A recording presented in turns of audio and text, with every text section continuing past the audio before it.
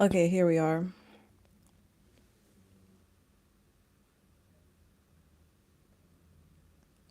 So I'm gonna wait for the live stream a little bit longer. And I'm sorry in advance. I'm going live on my phone, and from the vertical live stream, I just can't figure out how to comment. I can't figure out how to comment. So if anybody knows how to comment, then let me know.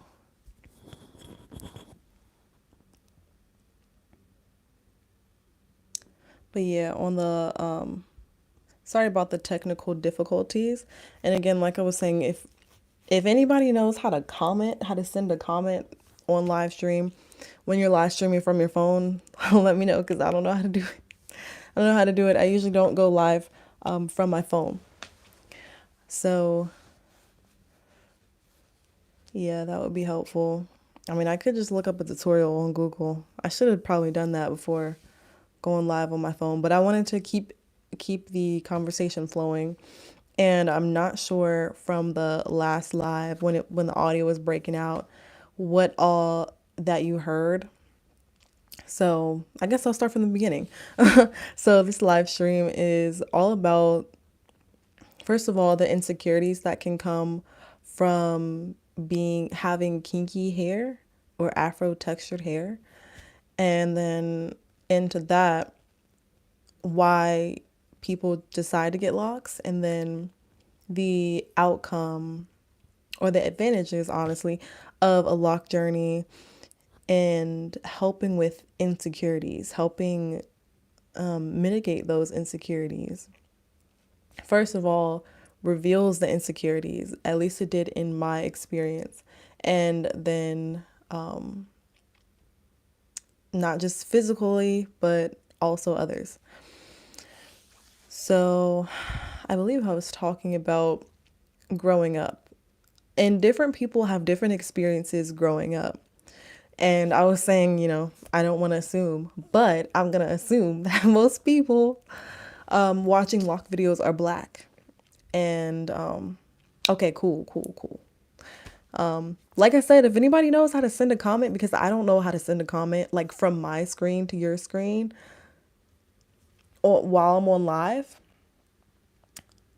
yeah, I don't know how to send a comment or anything like that, but whatever.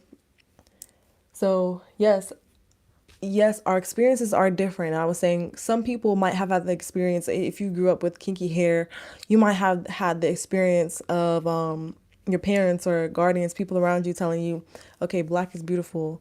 Whatever your hair looks like naturally, if it looks different than your brothers and sisters, all of you all have beautiful heads of hair. If it looks different than your parents, all of you have beautiful heads of hair. And then other people might have had the experience to where they heard things growing up from parents, guardians, siblings like, oh, you have nappy hair, or you don't have good hair, or I got good hair and you don't. Like, so I feel like it all starts when we're growing up in our adolescence. What words did we kind of hear to shape how we thought about our physical appearances? And that's a huge part of it. So we all didn't have the same experience in our households.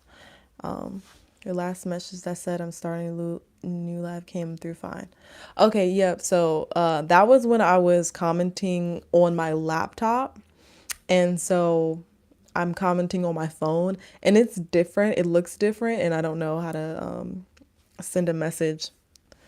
For me, I think I heard too much about my own hair. Yeah, so I mean that's real. Like for example, on a recent live stream, I was talking about the difference between me and my brother growing up. My brother's about he's like 4 or 5 years older than me, and in the face, me and my brother look identical. He just has a beard and a mustache.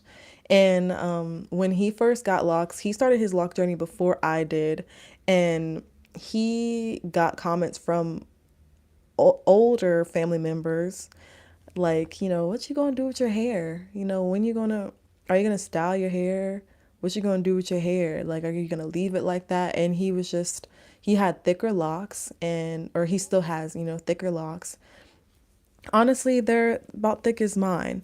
And we have like the same hair density, everything, right? But then when I got locks, maybe a year or two later, I didn't get any of those comments from the same family members. They actually said, "Oh, I like your hair. Your hair looks nice." So, you know, we're siblings. We look identical. Our hair texture is the same.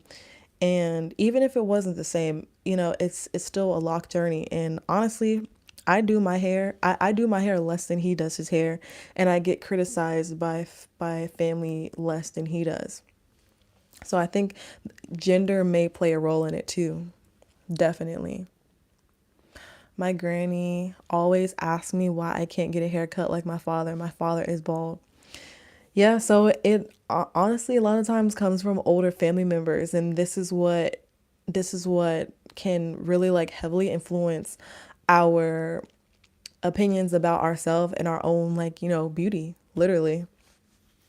Every time anyone would talk to me, it would always be about its nice quality, not me as a person.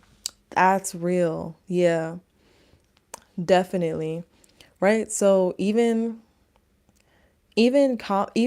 like comments where people think that they're complimenting you by saying, "Oh, you have good hair." Like, "Oh, I want to like, cut off a piece of your hair. Can I glue it onto my head?" Even comments like that can sometimes make it feel like, oh, there's this like exotic, sort of thing. So I think it all stems from that. And like I was saying before the last live stream got cut off, then comes, okay, what insecurities or, okay, so like insecurities, I feel like can come in the form of not worrying about appearance too much, in the sense that you kind of, there's two ends to it. We're not worrying about it too much to where like you just don't care at all, versus you care too much. And I feel like everything is balanced. So there's not only not worrying about the physical appearance, but about the physical maintenance of the hair. Like you just don't care to do any type of maintenance. And I feel like there might be a stigma against like semi freeform or freeform locks, more so freeform locks, because they literally are freeform, to where you just start washing your hair and stop maintaining, brushing, combing, or parting. And there's a stigma that like, you don't wash your hair, or the hair is dirty just because it's freeform. And I would say that's one of the most biggest stigmas about freeform locks. Now, there are people who may neglect their hair completely, and it's more so of like a self-esteem thing. They don't think it's like worth it to actually put that self-care in. And maintenance is a self-care thing. It just shows how much we care for ourselves and love yourself. So just because there's freeform locks and they look different than traditional locks doesn't mean they're dirty or they're not maintained. It just means they are free. And then on the opposite side of the spectrum, I feel their insecurities can come in the form of vanity. Vanity, like looking, or every time you walk past a mirror, you got to look at yourself, check to see if your hair is in place. And that used to be me. Like, so my personal experience before I had locks, I did grow up having relaxers.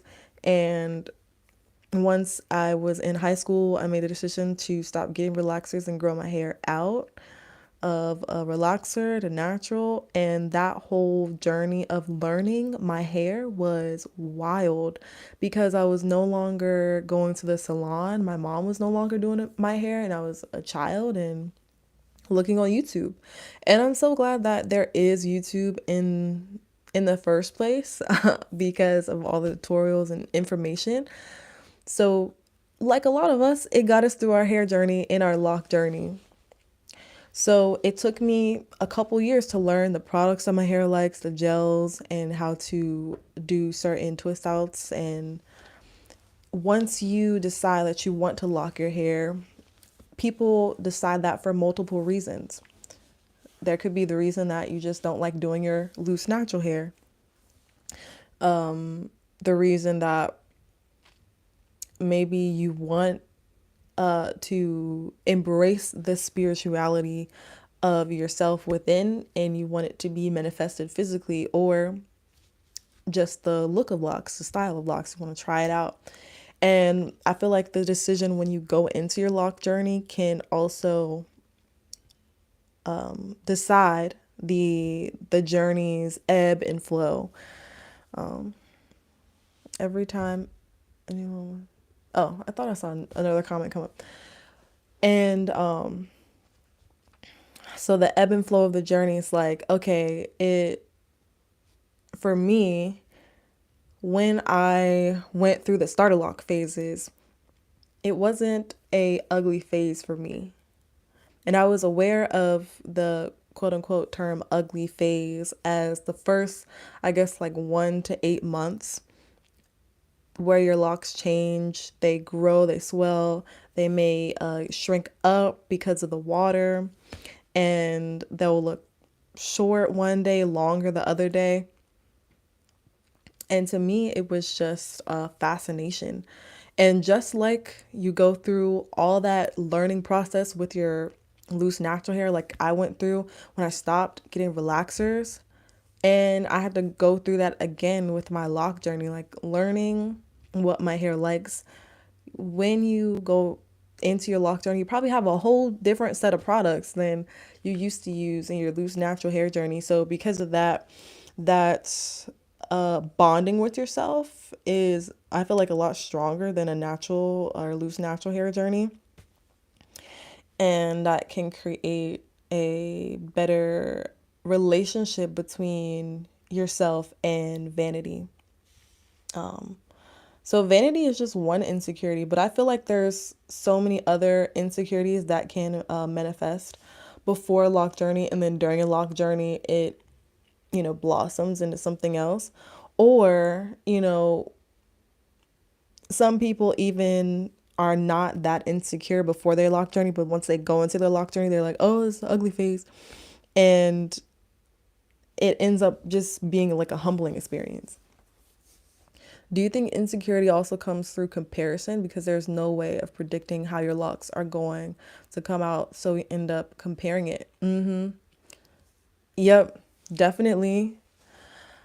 I I think that looking at what other people have physically and wanting that thing is a huge hindrance to our personal growth and also our self-love, because we're always going to want something that we don't have. And even if we look at pictures of somebody's hair and see ourselves in a reflection of them, like, oh, they have my same hair texture or density, and so like whatever their locks look like, I could achieve that look, is a hindrance to our own self-growth. Because what if we have to be okay with it not coming out that way in order to be okay with what our hair naturally wants to do. And I talk about this a lot, this opposition thing, to where in order to get the thing that you want, or the thing that will set you free, ultimately you have to be okay with accepting the opposite. So if we're gonna go on a lock journey, it's important, I feel like, for people to know that you can have a goal for what you want your hair to look like, but ultimately you have to be okay if it doesn't come out that way. Because most likely it will not come out that way. 99% it will not come out that way, the way that you thought it was going to come out, or the way that you envisioned it in your head. So yes, true, so true. Seems we as people have had to just survive. Hair adaptations may have been a product of that, but now we have a bit more space to discover our own beauty, and it takes a lot to embrace. Yes, it does. And this is the value of communities like this, to where you can come on a live stream, talk about these type of things, and talk about how you're not feeling alone with it. And even though a lot of us probably know that we're not alone in the experience, it's okay to admit or talk about it, because some of these things are like really deep rooted for people in a way that we don't realize until somebody else says it, and then they say our lived experience, and then we're like, oh, that's my experience, and that's the actual words that we need to hear in order to change our mindset about it.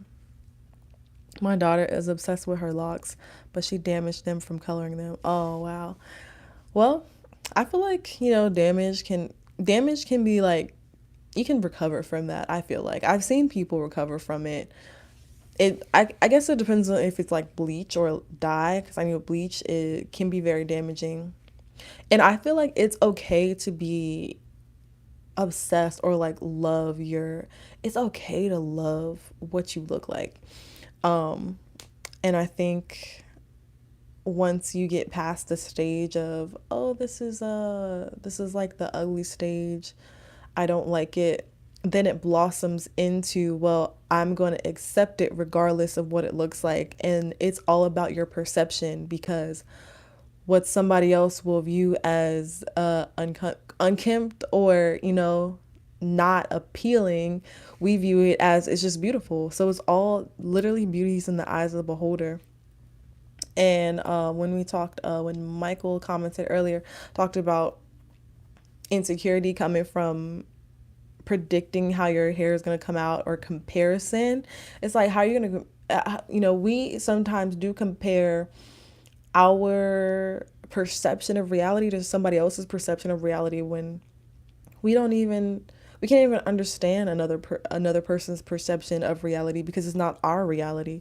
So, and I believe that our thoughts are the mental representation of a physical reality, and anything that we can envision in our mind, it can come to be. Our thoughts are pretty much the blueprint for physical things. However, the spiritual transcends the physical. That's just my belief, because if you think about just in general, a lot of people perceive that our spirit is within our body, right? However, if I'm in a room and somebody else enters the room, but they're across the room, and I can feel their energy, I can feel their spirit, because spirit is energy, how is our spirit confined to a physical body? So really, spirit transcends physicality. So that's what I'm saying, that you can like the way that you look, but ultimately the spiritual growth that's gonna come out of it can change everything. Is it a little bit of vanity okay in your opinion, especially when generations before may not have had that opportunity completely? So, okay, vanity wouldn't be the word for that. I think it would just be like pride. And people could say pride is bad, and I don't really know if pride is good or bad at this point, but I think everything is within balance. The answer is just balance, because I don't think that vanity is self-confidence. I think that vanity is insecurity. So I think the difference is that what is it called?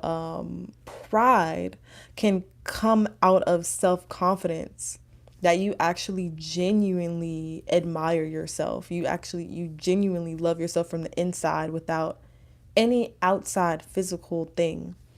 And vanity comes from insecurity, because you're obsessed with how you look, not because you love yourself. And that's why I was saying obsession can be good, but vanity is obsession, not out of self-love, but out of lack of self-confidence. And I think that's the two. It's like, where's the origin coming from? And that's probably what it is with pride too. If pride is coming from a place of like self-love, or whatever you love internally with your heart, is it or is it out of a a malicious way or a malicious intent? But also just in general balance. For my starter locks, I have been trying to place cowrie shells in them to try and distract myself from my own anxieties for how they might develop. So that's real though. You know, trying like different hairstyles and different accessories and stuff to cover it up.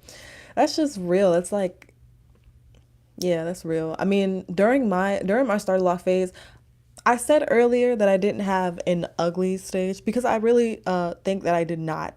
I did not perceive it as that. But I was not okay with how my hair looked all the time. Let's just be real. So that's why in that time I did take advantage of wearing a lot of head wraps, some hats sometimes, but mostly head wraps. And a lot of times I just didn't want to wear it down because it wasn't like when I do this, it wasn't like flowing. And I feel like even if I didn't have cowrie shells here, a lot of my hair, some of my hair is stiff. You know what I'm saying? Like once it matures, that's just naturally how it does, and we gotta be okay with that in order to accept it. So I just think of whatever you want to happen, you have to be okay with the opposite. So if you want long flowing locks, we have to be okay that it might come out like not long and not flowing. It might come out stiff, but you have to be okay with either one. Because if you get the thing about locks is that joint is permanent, so it's not permanent. You can always comb it out or cut it out, of course. But once it's in there, I feel like it's that for a reason because it forces you to accept the things that you cannot control. And maybe our hair is one of those things that we're not supposed to control because it's spiritual and spiritual transcends the physical.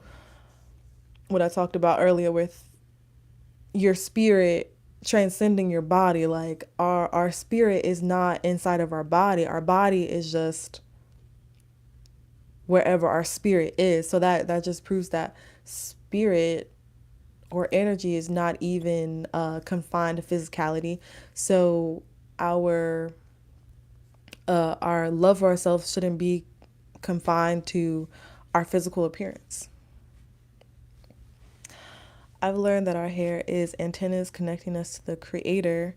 I love mines, but I don't play nor touch my locks all the time. Also, I keep most of mines covered. That's great. And yes, I did a video on that same topic a while ago. And maybe I should do another one soon about all of the things, every like S shape, curly shape. Our hair is even in the shape of energy, of movement. It's a conductor.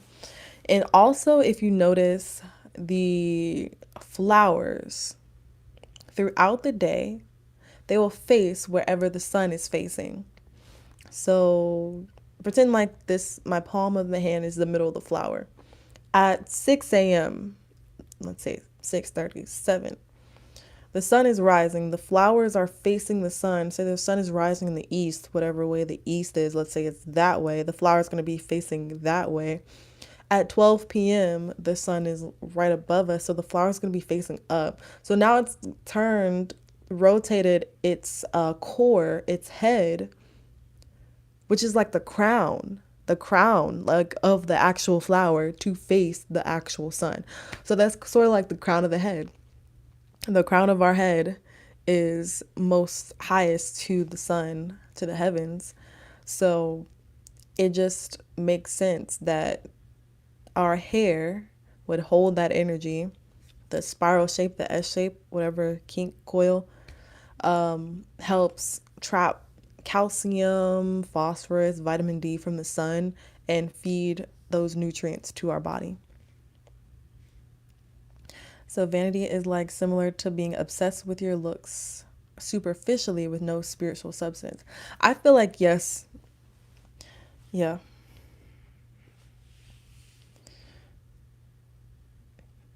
I agree. I happen to touch mine too often. I think scratch too much and have a lot of loose hair now. Maybe I need to learn to crochet. Yeah. And it can possibly be like nervous energy because A lot of times when I used to be studying and when I was in college, that's when I would touch my hair the most. It's when I would think hard. And, studying made me anxious. So it was probably anxious, just anxious movements. But nowadays, I mostly wear my hair back in a ponytail when I'm not doing anything. If I lay down, I'll definitely put it on a scarf or a bonnet, my long bonnet, and I'm always on the go. So I just wear it low ponytail. Really easily keep it up and back.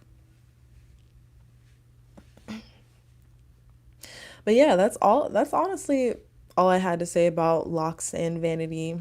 That I know it's not really discussed much.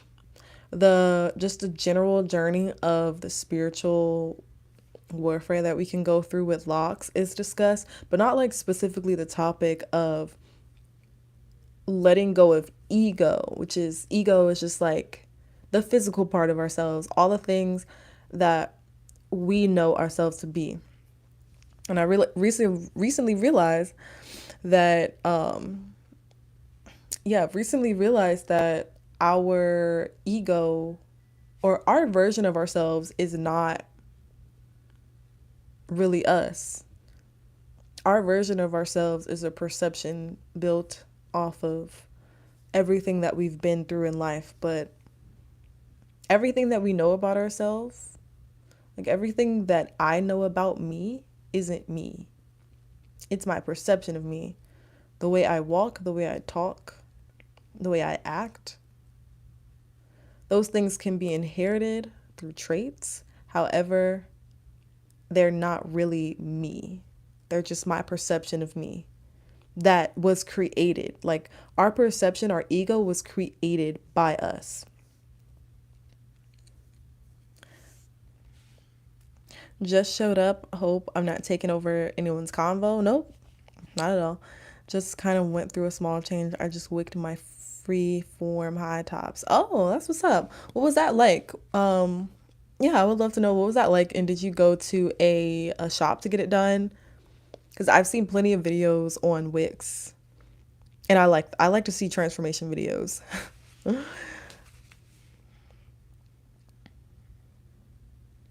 But most of the time, when I've seen transformation videos of people getting wigs, I've seen them have locks maybe like a little thinner than mine, or they'll have traditional locks, and then they'll take a crochet needle and like distress the locks from root to end, and then put them back together, not back together, crochet multiple locks together. So I like watching that process. I think wigs are really cool.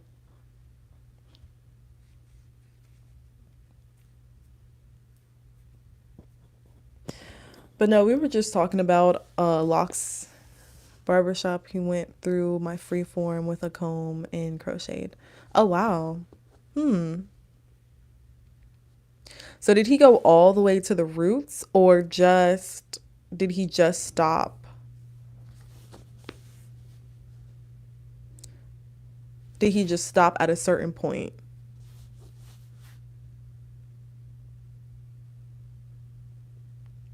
Oh wow.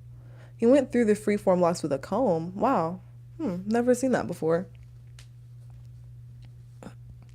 Well, I hope that your wick journey goes well, continues well.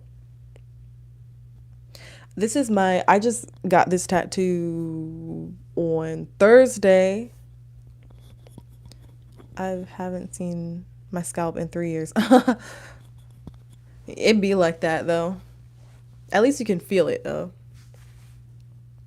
But yeah, if and by the way, like I said before, I'm in the process of filming a vlog, days in my life, because when I asked you all what do you want to see more on the channel, a lot of you all said vlogs, so I went ahead and did a vlog. I know, like arms shining, got the A&D, got the A&D ointment on, but some of you all commented, say you want to see vlogs. Some of y'all said y'all want to see more live streams, so this is why I'm live streaming on a Sunday. I feel like Sundays are a really great time to do live streaming, and in my vlog I talked about the meaning of the tattoo more so in depth, but it actually goes up my arm and my shoulder, a monster leaf. And so my whole right arm is a piece. Like it's a whole piece. It is the sun and the moon, a house, a mushroom house under the sun and the moon. And then on the back, it's like opposition. It's like yin yang, black, white, and then it's a leaf. The leaf doesn't really have much meaning. I just thought it was cute to tie everything together. Yeah, I think tattoos are cool. Hello. Could it be my locks are too thick as to why my hair grows away from the base? They're 2 years old and still frizzy and lumpy. No, I don't think it could be because they're too thick. I don't think there's a such thing as too thick locks. So my new growth grows away from my locks too, and I have thick locks. I have 68 locks. And what I've seen people do that have like really thick locks, like I have a friend who has probably what like 9 or 10 locks, and they basically are wicks, but like just really they're really thick, and they just crochet the new growth into the lock, into the wicks. So it's not that it's too thick, it's just some people's hair naturally grows away from the locks just because of the hair type, you know? So there's nothing wrong with it. It just might require another method of maintenance. But I think there are cases to where some people don't maintain their locks at all, because I've seen people with freeform locks that their hair grows away from their locks, and what they eventually notice is that their locks did start to thin. But when people have freeform locks, it looks a lot less noticeable than when you have traditional locks. Like when you have cylindrical locks, it is very noticeable because my hair grows away from my locks. It's super noticeable. Like this is not breakage. It just will not go into a lock unless I braid it in. So what I do is I go in and braid my new growth. I just separate this into 3 sections and then I'll braid it around. I do that like once a month. And then some people just choose to go back to retwisting, and then some people choose to crochet it in with the lock. And my locks are a year and 5 months, I believe. November, December, January, February, March, April, a year and 2 years. What am I talking about? 2 years and 5 months, my locks. So people's hair grows away from their locks. Some people grow with the locks. Right, exactly. It's just like another thing, like just like your different hair textures, hair density and whatnot. As a freeformer, the only thing I do is keep it washed either once or twice a week. That's great. And freeforming can be really simple.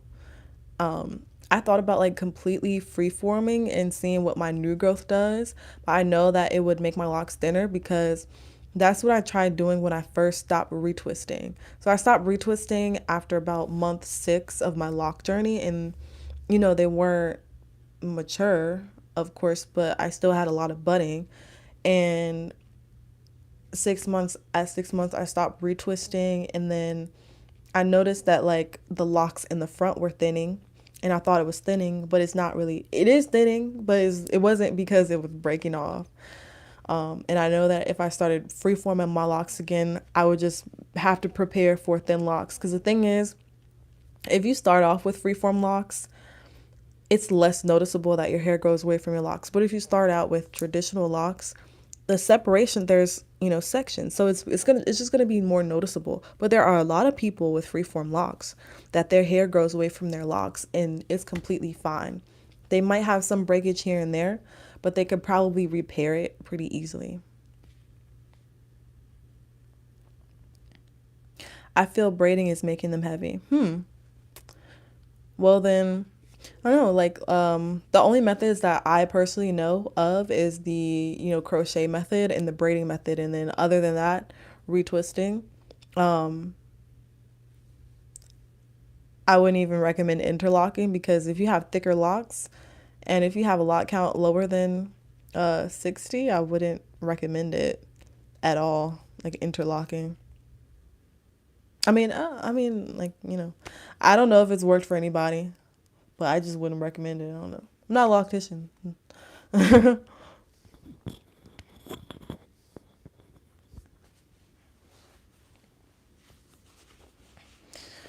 So, I guess I'll, stay on for a couple other minutes in case anybody else hops in. But I'm gonna try to do live streams more often. I'm not gonna try. I'm gonna do it. I'm gonna get it done.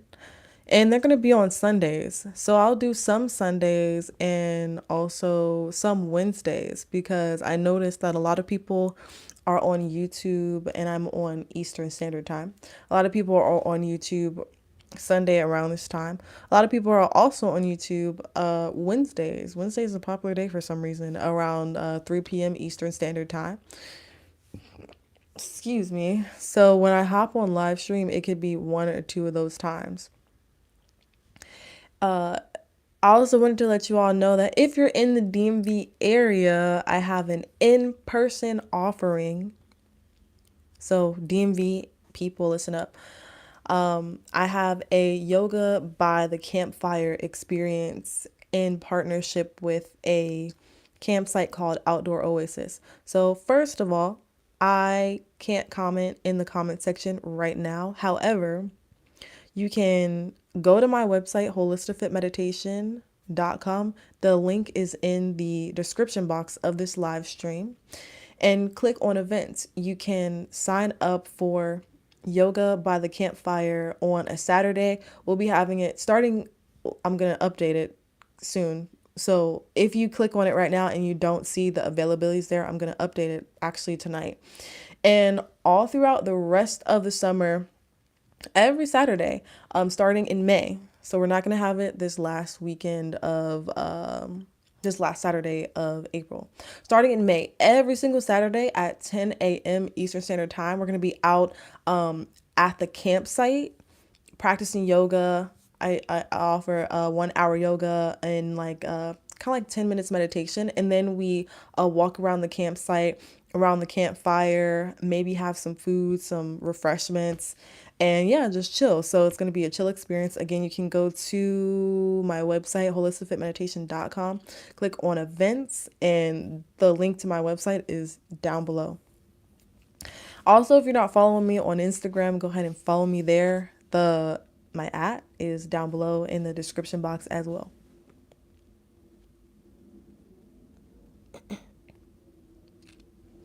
Okay, cool. I'm gonna check my Instagram DMs for your DM. How do you keep your starter locks from unraveling? So the biggest thing I think is when you wash them. You can wash them with a stocking cap on, or I've seen some people wash them with a do-rag on. I think a do-rag is a little bit thicker, depending on which do-rag you get. I mean, you can get a thinner do-rag. Just make sure it's just thin, to where the shampoo can get through it. And you can wash your locks through the do-rag, through the stocking cap. And honestly, if you have starter locks that you started with two strand twists, they might unravel and it's okay. If you have starter locks, the thing about starter locks is that you're trying to train your hair to be in a certain position for a long period of time. Our hair is used to being loosely natural. So it's not used to being in a twist, in a coil. So it's probably gonna unravel. It's probably gonna want to unravel. You just twist that joker back in, and leave it. If it keeps unraveling, just keep twisting it until you're literally training your hair to stay how it stays. So just like keep twisting it, keep coiling it back up, and eventually it will get the hint. I had a couple of my starter locks unravel a couple times, and just put that joker back in. I did use gel at that time. I don't recommend using the gel. So like all the videos that I did when I used the Jamaican mango lime, yeah, don't use that product. I wouldn't recommend it. If that was the only thing that I would ever, semi regret, then that would be using Jamaican mango and lime locking gel to start my locks. I got comb coils. Okay, well then, keep coiling that sucker back up. And if you got it done at a salon, I'll just recommend going to a loctician that you trust to put the comb coil back in. If you don't want to do it yourself. So yeah, thanks for the questions, everybody. It's now 6 p.m. So I know the last live stream got cut off or it was bad quality. So I'm gonna take that live stream down and I'm gonna leave this live stream up. I heard that stuff is terrible for locks, but it smells good. I mean, it does smell good, but it is terrible because I used it 3 times before I realized it was causing me buildup, and that means I retwisted 3 times. So when I did used to retwist, it was like the first 3 months because I retwisted once a month, right? So the first 3 months I'd retwisted once a month, and I used that Jamaican mango and lime on my all through the length of my hair to start my locks. So it was all in my twists, and I would use it at the root of my locks. And probably by the 4th month, once I was doing my retwist, I noticed that the gel wasn't washing out. It was getting stuck in my locks. So it was getting that buildup. And it was just white and it was sticky. Like when I would do this, like rub my locks, it was sticky and it would leave a residue on my hands. So that's when I started using the Dr. Bronner's. I used that for a while. Throughout that process, though, I never did an apple cider vinegar rinse with a baking soda. I never did that because I just thought it was like too harsh for my hair. But I use the apple cider vinegar rinse now from Free the Roots and all of the products that I use from Free the Roots. Again, everything's in the description box if you want to see the products that I use. Oh, definitely the wax. The wax, any type of wax, I would not recommend at all. At all. How did you get into yoga? So I started, great question, thank you. I started stretching. I injured myself probably resistance training. In 2020, I've noticed I had like excruciating pain in my knees, which I still deal with knee pain to this day, but had excruciating pain in my knees and went to all different type of doctors, blood tests, MRI scans, and all of them said the same thing, that they didn't see anything wrong with my knees. It was all healthy. So I just turned to stretching because it helped a little bit. But overall, it was yoga. So stretching turned into watching yoga videos on YouTube and incorporating the mindfulness into the stretching. So it was breath work, releasing stress from the body and the mind that was stored up, and that turned into me wanting to teach it. So it was a whole journey. It was a whole journey. If I hadn't gone through that pain, like excruciating pain, at that time, that was a huge catalyst into my spiritual journey just in general. And that was a huge catalyst of me starting a YouTube channel.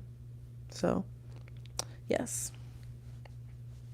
I think I have a video on how I became a meditation teacher, but maybe I'll put out a video on how I started practicing yoga and what it means to me. Yeah, I think I'll put out a video on that. But I think at this time I'll go ahead and get off. Unless anybody has any other questions. I'll wait like another minute or so. Because I gotta go in a few. But yeah, that vlog is coming. So in the beginning I talked about filming a vlog. I filmed a part of the vlog yesterday. It's gonna be like a couple days in my life as an entrepreneur. slash working part-time kind of, because I work part-time like 19 hours a week. And I just do so many things. And I hope the vlog isn't, I hope it isn't too dry, because I don't really know how to vlog. All I do is sit in front of a camera and talk, and I feel like that might be more amusing than my life, because I just work. I just work all the time. But they say when you love what you do, you'll never work a day in your life, and that's facts. Because almost everything I do is to make money, which makes it work. So, yes, I will respond to your DMs even if it takes a few days. Don't, you know, be hesitant to reach out if it takes a couple days, because sometimes I don't see DMs because they come from, there's like multiple inboxes that they send the DMs to. So it might be in an inbox that I don't check regularly, but I still check my inbox, my DM requests. So, and you're welcome. Thank you all for commenting. Give this live stream a thumb up so other people can find it and watch it back.